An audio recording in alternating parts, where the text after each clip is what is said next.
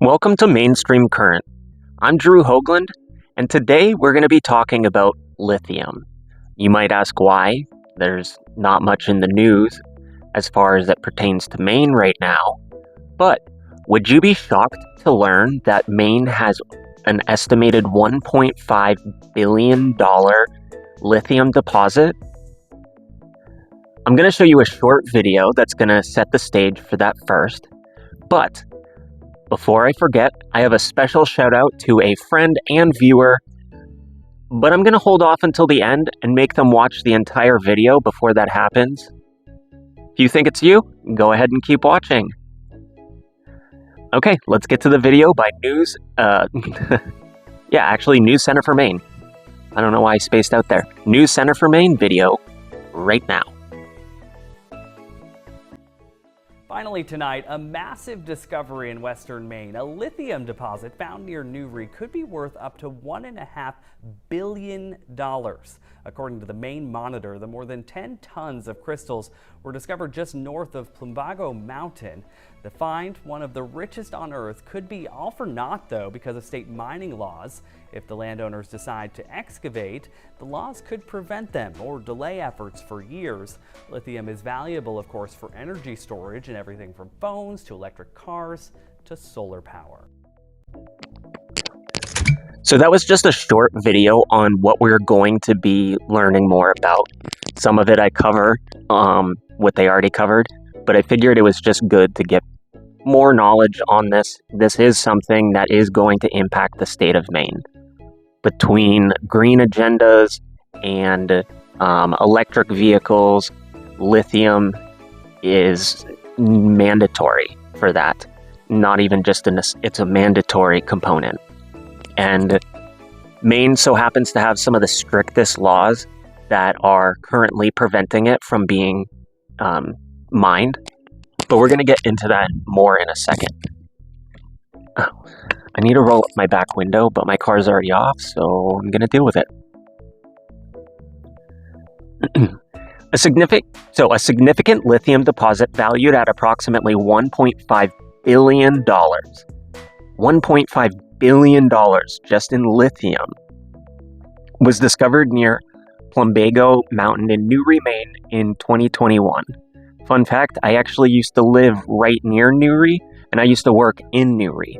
So for me, this was in my backyard, especially at the time it was happening. In 2021, I lived there. The discovery was made by Mary and Gary Freeman, a couple with a long history of gem prospecting in the region.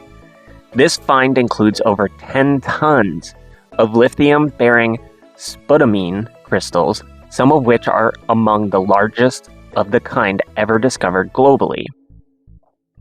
The deposit could be crucial for U.S. clean energy initiatives, as lithium is a crucial component in batteries for electric vehicles and renewable energy sources. Renewable energy storage. However, extracting the lithium has proven challenging due to Maine's strict 2017 mining laws, which severely limit open-pit mining for metals.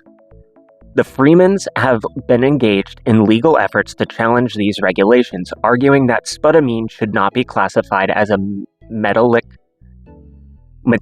mineral under state law, which would make mining it more feasible. If allowed, extraction would likely take years due to environmental regulations and the complex permitting process. The case has sparked a broader debate about balancing the need for domestic lithium production with environmental protections as the U.S. seeks to reduce its reliance on foreign sources for critical minerals. If you're like me, you might be wondering what the strict laws are. I mean, you probably have a lot of questions, and I'll answer some of them. But I wanted to first get into what our strict laws were. So Maine's 2017 metallic mineral mining laws are some of the strictest in the U.S., designed to protect the environment from the dangers associated with metal mining, especially in a state with wet climates that could lead to acid mine drainage. The laws, codified under Title 38, outline comprehensive regulations governing exploration, mining operations, and reclamation.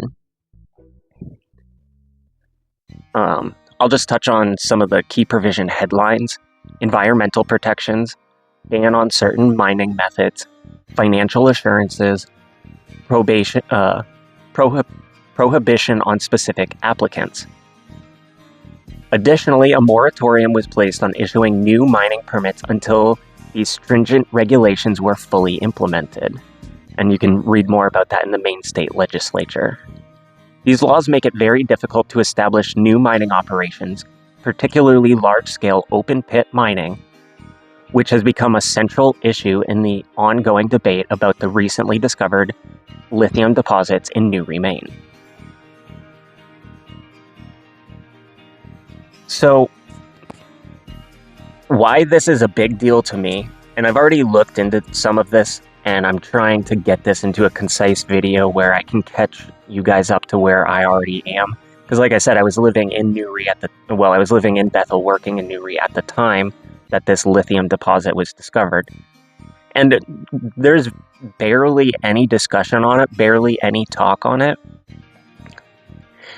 But if they were to actually mine lithium like they plan, like they want to, it would destroy the economy in that area. It would destroy some of the scenery.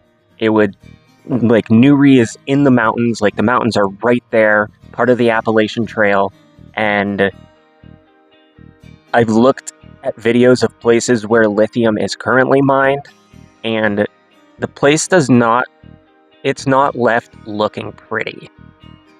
And so, naturally, I'm a skeptic. I'm pretty skeptical about things, and it takes a little bit of persuasion logic and persuasion to get me over. So I wanted to know the pros and cons of lithium mining. There are two main methods for extracting lithium: hard rock mining and brine extraction. Hard rock mining, which is what Maine has, so keep that in mind when I'm reading about this. Hard rock mining. This method involves the mining of spodumene, a lithium-containing mineral found in rock formations. After extraction, the ore is crushed, heated, and treated with sulfuric acid to extract lithium. Steps: mining and crushing the ore, heating the spodumene to convert it to a more reactive form, leaching with sulfuric acid to dissolve the lithium, precipitation and refining of the lithium to produce lithium carbonate or lithium hydroxide. Brine extraction, which Nevada has lithium deposits. As far as I could see, they were the only other lithium deposits here in the States, and they were brine. So that does set apart Maine because it is a hard rock. It's not, a brine is like a solution of usually salt. I'll read more. Brine extraction. This method is commonly used in South America, where lithium-rich brine is pumped from underground reservoirs. The brine is allowed to evaporate in large ponds, leaving behind concentrated lithium salts, which are then processed into lithium carbonate or lithium hydroxide. The steps: pumping brine from salt flats, allowing the brine to evaporate in ponds, chemical treatment to extract lithium carbonate or hydroxide. The skeptic in me is just thinking, is this more green and energy efficient than what we're doing right now? Because there's a lot that goes into what I just discussed, and having ponds of lithium salts, and they have to wear masks and stuff while around it, so it's like the chemicals, and so that's leaching into the land, leaching into the water, leaching back, acid rain. And I'm not saying lithium can be recycled. Unlike certain other metals, lithium can actually be recycled. So if it's used in a battery, it can be recycled. But again, then we're talking about extracting that and the process and what goes into that. So risk versus reward, I'm really skeptical, because what I love about Maine is that we are still wild, that we still have a lot of this untouched, pristine land. And I'm not a big fan of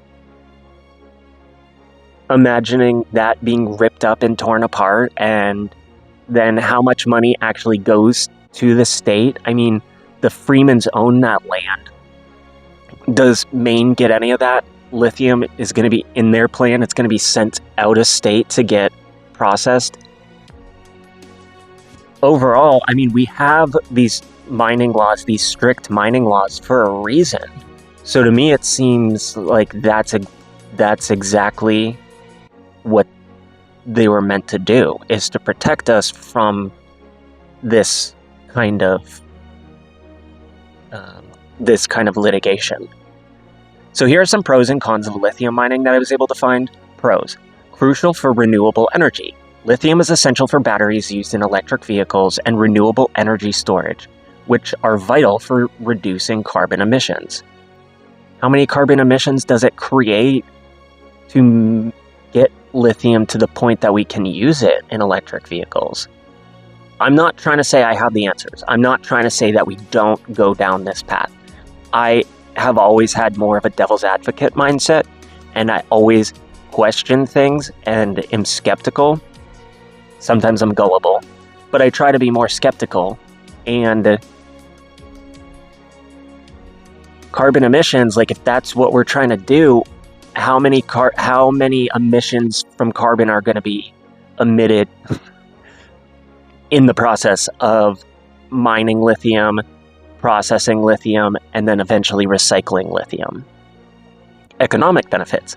Lithium mining creates jobs, boosts local economies, and can contribute significantly to global supply chains.